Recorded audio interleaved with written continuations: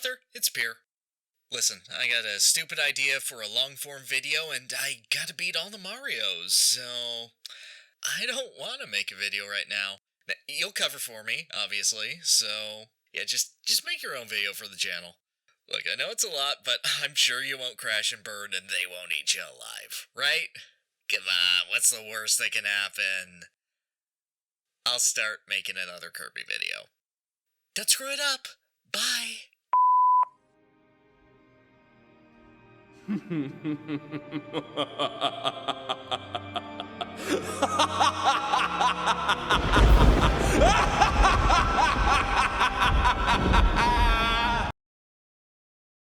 Let's get into it. On March 3rd, 2017, Nintendo released a game most unlike what anyone had seen from the company as of yet. The Legend of Zelda: Breath of the Wild. A game that gave new life to a series that many had deemed more or less formulaic. A game that had mechanics and combat intrinsically weaved in with exploration and world building. A game that revolutionized and inspired many titles to come after. A game that, to this day, is still fervently talked about and analyzed. And a game that has received accolade after accolade and award after award, some going as far as to deem it the best game of the 2010s. Story, lore, characters, music, gameplay, all of it coalescing into a piece that firmly cements itself forever in video game history as one of the most popular video games ever made. And then Tears of the Kingdom came out. Now I know it's still a bit early to call it, the game only released a few months ago and people are still pulling in thoughts and opinions. But this game is better than Breath of the Wild in pretty much every conceivable facet. You know, kind of like how a direct sequel is supposed to be. Combat has been vastly improved with the additions of fusing and recall alone. Exploration has been made easier, more fun, and best of all, more freeform with the Ultra Hand and rebuild mechanics. Companions in the form of the Sage avatars add not only an extra combat factor, but an extra set of utility tools to use whilst exploring the new as well as improved maps. Tears of the Kingdom is the culmination and logical evolution of everything that made Breath of the Wild such an iconic addition to the Legend of Zelda franchise. Of course, with all these wonderful concepts added, there are a few things that have stayed pretty much the same. Some of the things that were in Breath of the Wild were so good that they didn't really need changing, including but not limited to the basics of combat, inventory structure, cooking, and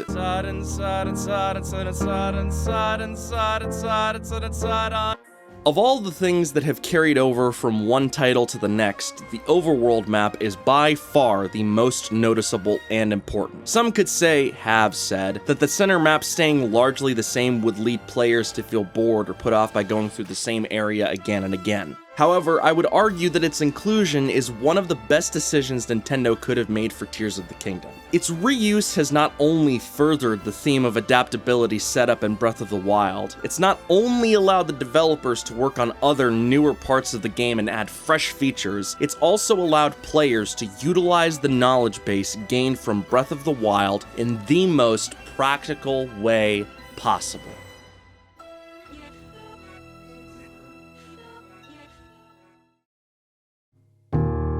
Tears of the Kingdom opens, after the prologue, with Link on an island cut off from the rest of the world. Same as he was in Breath of the Wild, except with a new fancy arm and a new funny set of abilities.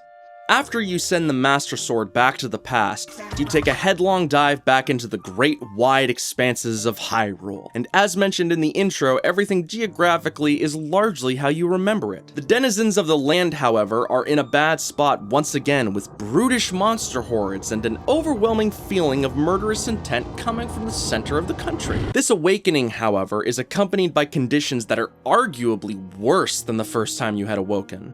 The Hylians are worried sick about the disappearance of Link and Zelda, and are actually sick due to the literal gloom that is permeating the land around them. The Rito are suffering food shortages and difficult weather conditions with a large storm surrounding their village. The Goron's usual ready-to-work attitude has been upended by an addictive foodstuff being introduced to their culture, making them unmotivated by anything other than rock roast. The Zora's idyllic and paradise-like world has been infected by sludge and mud monsters, forcing illness and untreadable waters upon them. Even the Gerudo's normally unfathomably hostile desert environment has become ever more hostile due to the sandstorm and Gibdo hives that have now scattered across their land. We've talked before specifically about the Gerudo's evolution in Breath of the Wild and how that made for their most interesting incarnation as of yet. However, an argument could be made that this theme of adaptability applies to all of the races from Breath of the Wild. The apocalyptic situation presented to each race manifested attitudes and philosophies that molded how each one treated the world around them. The Rito were insular but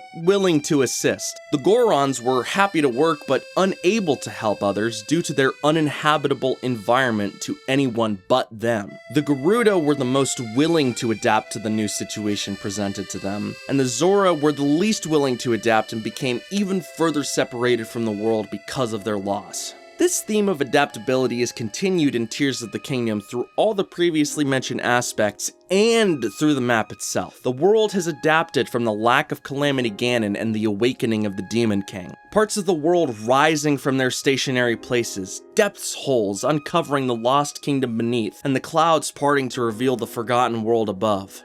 The Overworld map itself has new openings, puzzles, landmarks, secrets, all in the face of the new situation presented to it. Even wildlife and fauna previously unknown or near extinct have been making a comeback or appearing around the world. These new elements keep the Overworld, a map that we are all very much familiar with, still interesting and mysterious to explore whilst not forcing the player to travel over the exact same ground again. Now, despite the new features present in the lands of Hyrule, it stayed largely the same. Yes, there are novel parts of the world like a few holes and lack of or presence of towers here and there, but we still have our towns, our kingdoms, the bridges, the lakes, the mountains, the horse stables, the forest, etc. It's all there. Some would argue that this was a bad call. Players could feel like it's boring and samey to go through all the same places again. I would argue, however, you're a silly little doggy who wants 15 puppy tweets and belly wubs. You want that so bad, don't you? Yes, you do. Yes, you do. Breath of the Wild's map was gargantuan. Huge differences in land composition and culture were rife throughout its borders. Increasingly varied opportunities to keep you occupied and exploring and testing were everywhere. After 6 years, it's basically been picked clean at this point, both by players that find fulfillment in obsessing over every small detail, and players that just want to spend their time kicking monster teeth in. You would think that this would further incentivize Nintendo to change up the map, but it shouldn't. Even if you understand where every single little nook and cranny leads you and what each part of the map has which type of fish, you will, or at least should be preoccupied by the fact that you have cars and planes now, baby! With the addition of the Zonai devices, exploration of a place you're well familiar with has been made easy and fun. A new platform for moving quickly from area to area allows old stomping grounds to gain a new coat of paint, so to speak. Going from Hateno Village to Kakariko Village should have been a hassle if you had to walk exactly how you had done in Breath of the Wild, but here it's not such the case. Now you can do crazy stuff like this. Or this.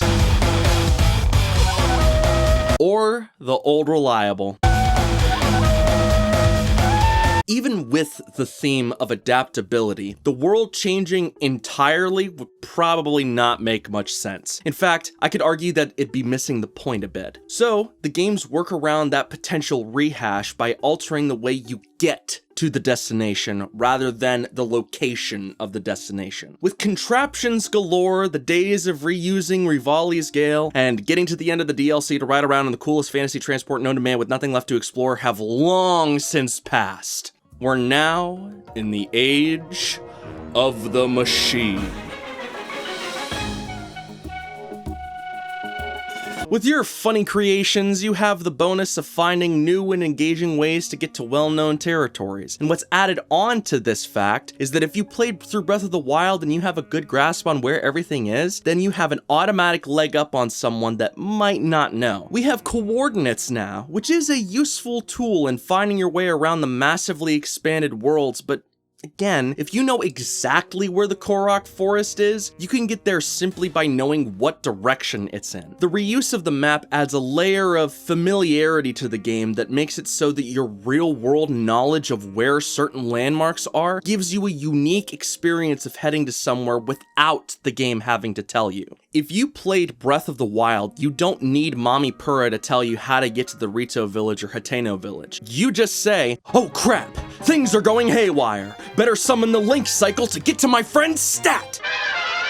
This is a stellar continuation to the feeling of individuality and playing by your own rules that Breath of the Wild set up, famously allowing you to skip every step of the main quest to fight the final boss immediately after the tutorial. Tears of the Kingdom now follows in the same footsteps with the final boss and allows the player to use the knowledge they had accrued from Breath of the Wild to return to parts of the world they were already familiar with or know the general direction to. It makes for a more organic experience as a whole. This also works incredibly well from a role-playing perspective. While Link is indeed a well-developed character with intentions, backstory, and a personality, he still functions somewhat as a silent protagonist for you to partially slip into, to see yourself in. This Link, from player to character, is exemplified both through your funny skating antics and fluency with the map and its mechanics. Link's knowledge of the world allows you to meld further into the game because it's your knowledge too. You know cooking a hearty truffle with a few apples is going to give you a nice full meal. You know that Lizalfos have a weak point both under their head and in their eyes. And you know that if you go towards that big snowy mountain, you're going to be in the Rito village. In Breath of the Wild, you and Link were bound up in the exact same scenario.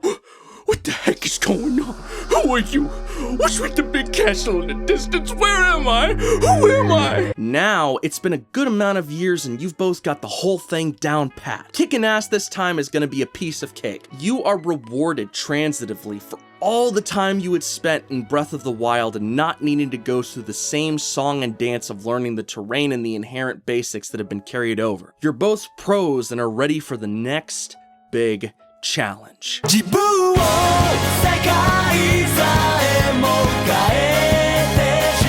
Even with all the time that's been given, it's doubtful that every individual player of both games have seen everything that the Overworld map has to offer in terms of its diverse lands and wildly contrasting geography. Some would go as far as to say it's the most densely packed and varied Overworld that they have seen, and I don't even really disagree with that. Which is another reason why it doesn't make sense to toss it out for a direct sequel. Yeah, they could absolutely shell out countless more hours to reinvent the wheel, but dude, how many awards has that wheel won? It's a pretty good looking wheel. You like that wheel, I like that wheel, it's a good wheel. It'd also be a complete waste to throw the whole thing out for as arbitrary of a reason as new game, so we must do a new wheel. This is slightly conjectural, but I think the reusing the same map at the very least allowed them time to improve and elaborate on the different mechanics set down in Breath of the Wild. Fire, as we all know, is very powerful in this specific iteration of The Legend of Zelda, and also in real life, allowing the player to soar with a paraglider if it gets big enough, burn down grasslands and forests, cook food, etc. Now we have both new uses for fire and new ways to generate it in a truly staggering amount of options. The physics of each individual item in the world now has extra importance and impressive mechanical physics. Every item the eye can see can be sent backwards through time with recall, allowing for a near endless amount of player testing and trick shots. Wheels move chains in an incredibly realistic fashion, making game devs on Twitter feel either somewhat impressed or like they're going insane. The examples of improved factors are virtually infinite, but they all come back to owing themselves at least somewhat that little bit of extra time to get perfect to the devs not having to make an entirely new overworld map again. In an age where it seems developers are often obsessed with making bigger and badder and more alive maps, it's refreshing to see a single player title not hesitate to use one of its most iconic features, a set second, and perhaps even third time. This isn't necessarily a new concept. Multiplayer titles have been doing pretty much the exact same thing for about 20 years.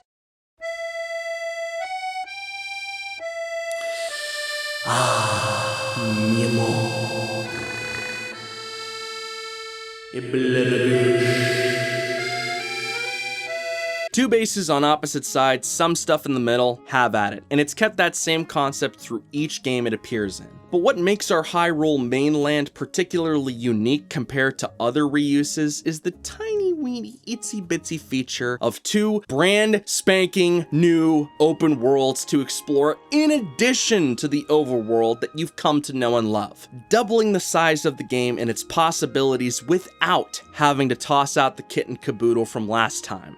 Let us please turn our gazes both above and below to the Sky Islands and the depths.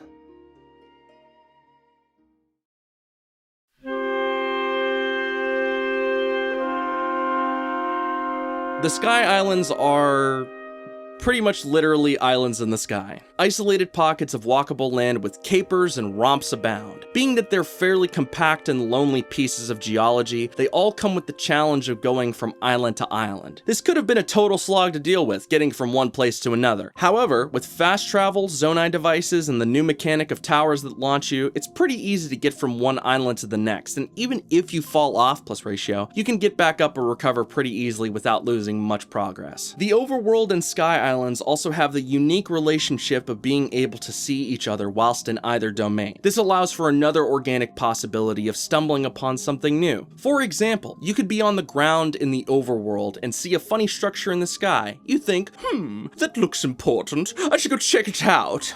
You could be riding from island to island when suddenly you spot a new shrine or landmass down on the ground. Well, holy cannoli, I gotta go see what that's about. This clear sightline further streamlines your exploration and adventuring. Now you always have an easy and virtually endless way of spotting both new and old features, with the added bonus of looking cool as hell doing it. Whilst the land of Hyrule and the islands in the sky mutually benefit from merely the sight of each other, the world under both is more tied in than most would assume.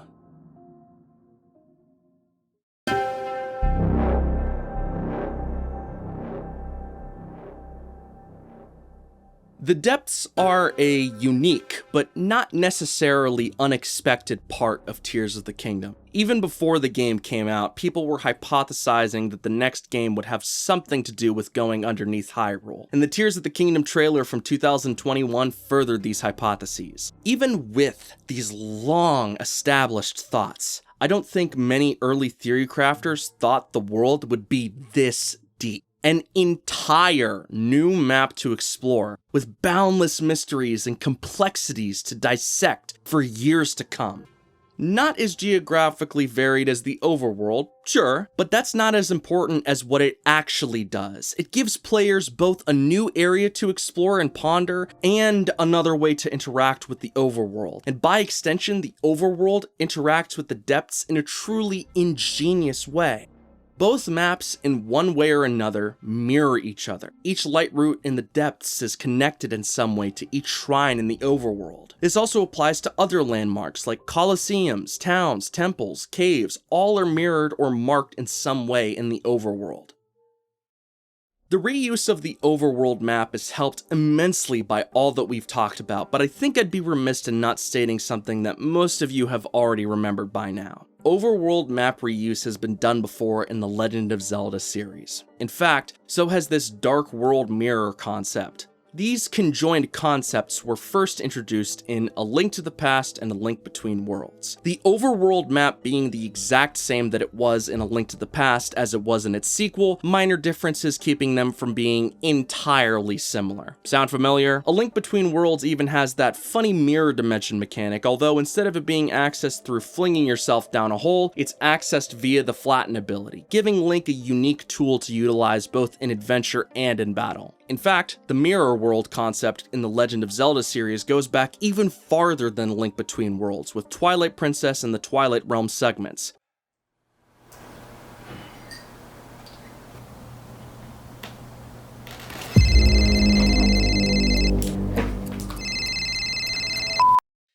Hey, Author. Heard heard you were being wrong. Link to the Past and Link Between Worlds also have dark worlds that are literally reflective of their light world counterparts. This is a Zelda tradition.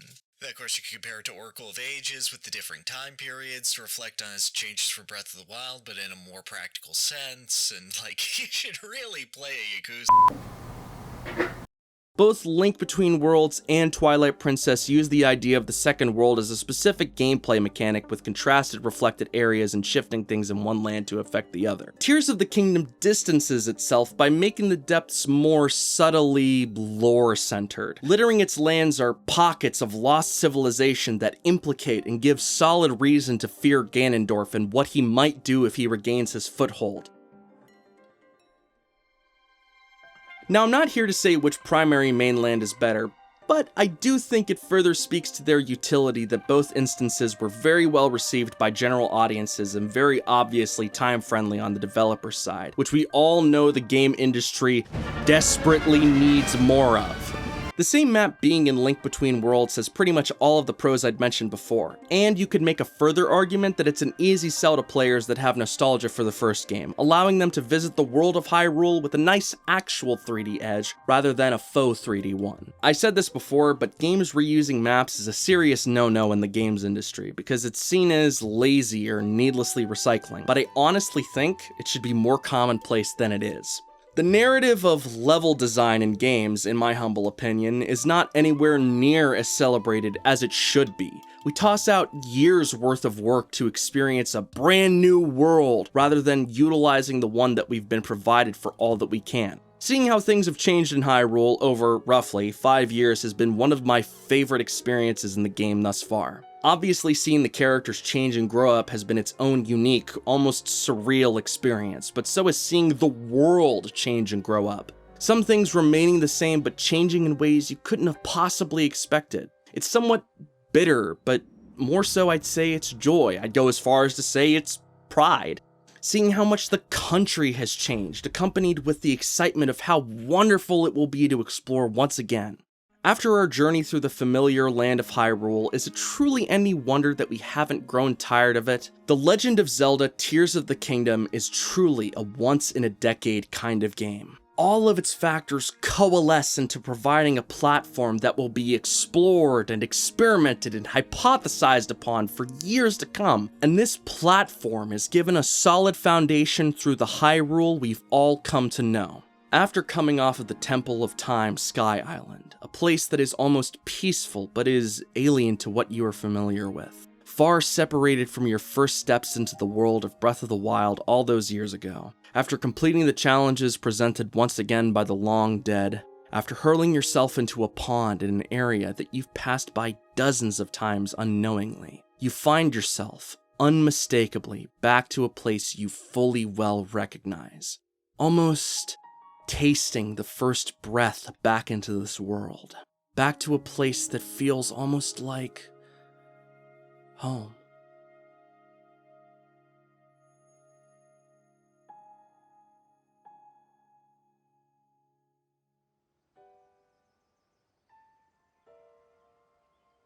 Tears of the Kingdom is the culmination of everything given to us in Breath of the Wild in more ways than can be counted here. It's brought us back to a place that has new phenomena and terrains to plunder, but at the end of the day still feels like home, still feels fresh and familiar, still feels like it's been carefully crafted to give you a feeling you won't soon forget. I truly think being able to stick around in this version of Hyrule was one of the best, if not the best decision made for this game's health and long-term future. This is absolutely designing for practicality.